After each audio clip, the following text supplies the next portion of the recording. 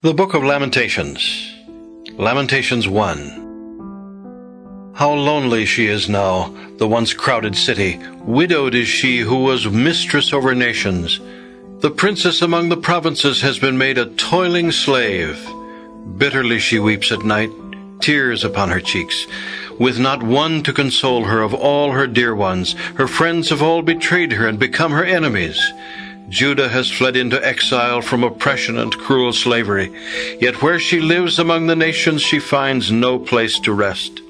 All her persecutors come upon her where she is narrowly confined. The roads to Zion mourn for lack of pilgrims going to her feasts. All her gateways are deserted. Her priests groan, her virgins sigh. She is in bitter grief.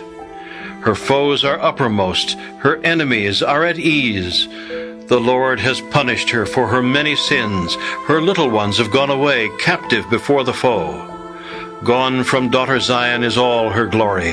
Her princes, like rams that find no pasture, have gone off without strength before their captors. Jerusalem is mindful of the days of her wretched homelessness, when her people fell into enemy hands and she had no one to help her, when her foes gloated over her, laughed at her ruin. Through the sin of which she is guilty, Jerusalem is defiled. All who esteemed her think her vile. Now that they see her nakedness, she herself groans and turns away. Her filth is on her skirt. She gave no thought how she would end. Astounding is her downfall, with no one to console her.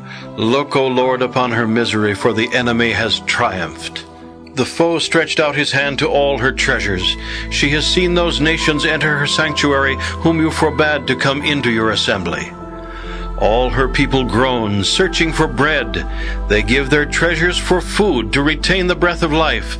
Look, O Lord, and see how worthless I have become. Come, all you who pass by the way, look and see whether there is any suffering like my suffering, which has been dealt me when the Lord afflicted me on the day of his blazing wrath. From on high he sent fire down into my very frame. He spread a net for my feet and overthrew me. He left me desolate, in pain all the day.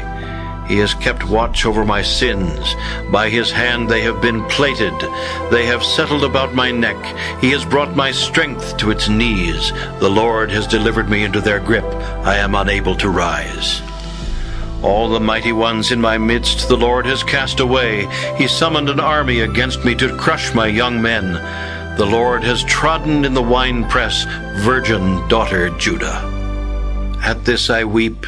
My eyes run with tears. Far from me are all who could console me, any who might revive me. My sons were reduced to silence when the enemy prevailed. Zion stretched out her hands, but there was no one to console her.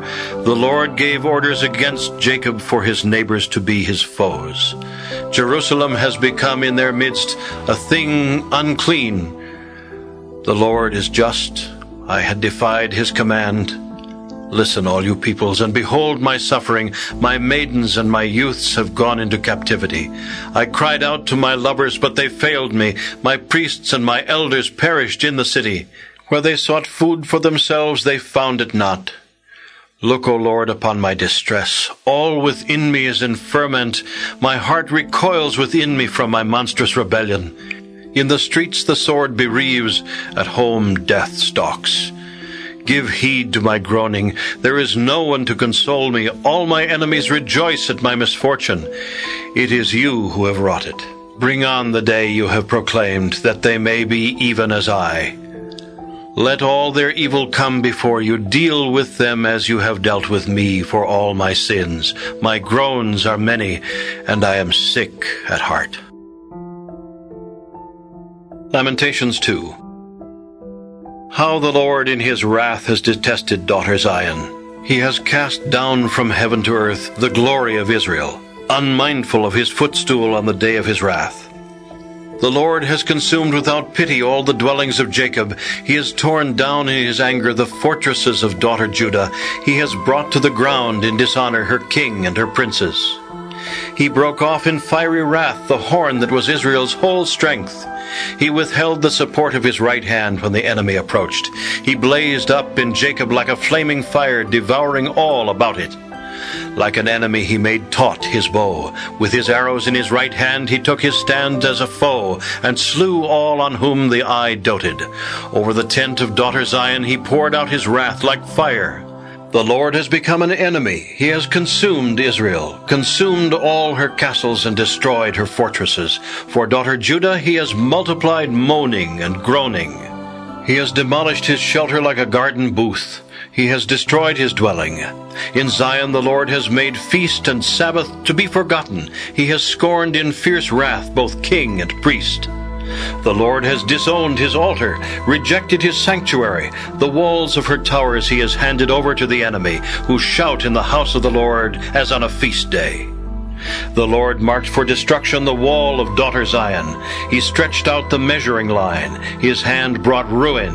Yet he did not relent. He brought grief on wall and rampart, till both succumbed.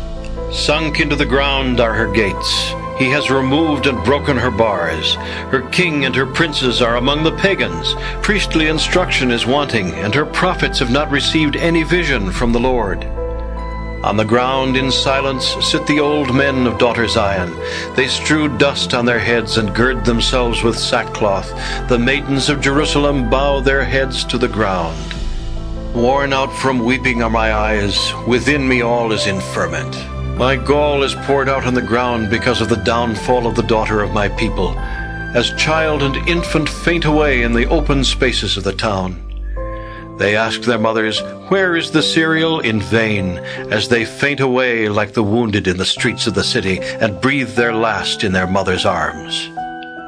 To what can I liken or compare you, O daughter Jerusalem? What example can I show you for your comfort, virgin daughter Zion? For great as the sea is your downfall. Who can heal you? Your prophets had for you false and specious visions. They did not lay bare your guilt to avert your fate. They beheld for you in vision false and misleading portents. All who pass by clap their hands at you. They hiss and wag their heads over daughter Jerusalem. Is this the all-beautiful city, the joy of the whole earth? All your enemies open their mouths against you. They hiss and gnash their teeth. They say, "We have devoured her. This at last is the day we hoped for. We have lived to see it." The Lord has done as he decreed. He has fulfilled the threat he set forth from days of old. He has destroyed and had no pity, letting the enemy gloat over you and exalting the horn of your foes. Cry out to the Lord. Moan, O daughter Zion. Let your tears flow like a torrent day and night. Let there be no respite for you, no repose for your eyes. Rise up, shrill in the night, at the beginning of every watch. Pour out your heart like water in the presence of the Lord. Lift up your hands to him for the lives of your little ones, who faint from hunger at the corner of every street. Look, O Lord, and consider. Whom have you ever treated thus? Must women eat their offspring, their well-formed children? Are priest and prophet to be slain in the sanctuary of the Lord? Dead in the dust of the streets lie young and old. My maidens and young men have fallen by the sword.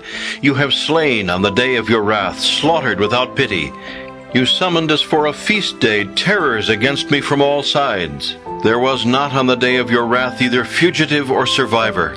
Those whom I bore and reared my enemy has utterly destroyed. Lamentations 3. I am a man who knows affliction from the rod of his anger, one whom he has led and forced to walk in darkness, not in the light. Against me alone he brings back his hand, again and again all the day. He has worn away my flesh and my skin. He has broken my bones. He has beset me round about with poverty and weariness. He has left me to dwell in the dark like those long dead. He has hemmed me in with no escape, and weighed me down with chains. Even when I cry out for help, he stops my prayer. He has blocked my ways with fitted stones, and turned my paths aside. A lurking bear he has been to me, a lion in ambush. He deranged my ways, set me astray, left me desolate. He bent his bow and set me up as the target for his arrow. He pierces my sides with shafts from his quiver. I have become a laughingstock for all nations, their taunt all the day long. He has sated me with bitter food, made me drink my fill of wormwood. He has broken my teeth with gravel, pressed my face in the dust. My soul is deprived of peace. I have forgotten what happiness is. I tell myself my future is lost, all that I hoped for from the Lord. The thought of my homeless poverty is wormwood and gall. Remembering it over and over leaves my soul downcast within me. But I will call this to mind as my reason to have hope. The favors of the Lord are not exhausted. His mercies are not spent. They are renewed each morning. So great is his faithfulness. My portion is the Lord, says my soul. Therefore will I hope in him. Good is the Lord to one who waits for him, to the soul that seeks him. It is good to hope in silence for the saving help of the Lord. It is good for a man to bear the yoke from his youth. Let him sit alone and in silence when it is laid upon him. Let him put his mouth to the dust. There may yet be hope. Let him offer his cheek to be struck. Let him be filled with disgrace. For the Lord's rejection does not last forever. Though he punishes, he takes pity in the abundance of his mercies. He has no joy in afflicting or grieving the sons of men. When anyone tramples underfoot all the prisoners in the land, when he distorts men's rights in the very sight of the Most High, when he presses a crooked claim, the Lord does not look on unconcerned. Who commands so that it comes to pass except the Lord ordains it? Except it proceeds from the mouth of the Most High, whether the thing be good or bad. Why should any living man complain, any mortal in the face of his sins? Let us search and examine our ways, that we may return to the Lord. Let us reach out our hearts toward God in heaven. We have sinned and rebelled. You have not forgiven us. You veiled yourself in wrath and pursued us. You slew us and took no pity. You wrapped yourself in a cloud which prayer could not pierce. You have made us offscourings and refuse among the nations. All our enemies have opened their mouths against us. Terror and the pit have been our lot, desolation and destruction.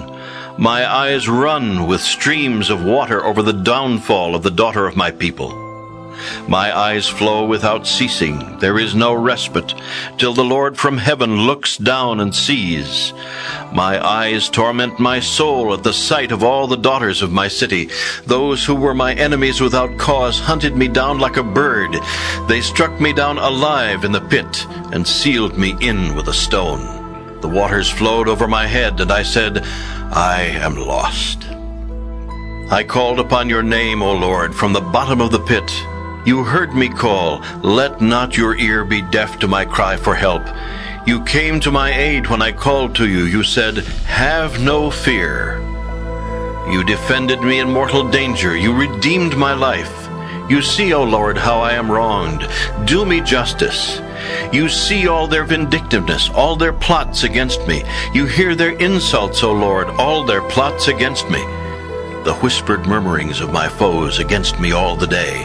Whether they sit or stand, see, I am their taunt song. Requite them as they deserve, O Lord, according to their deeds.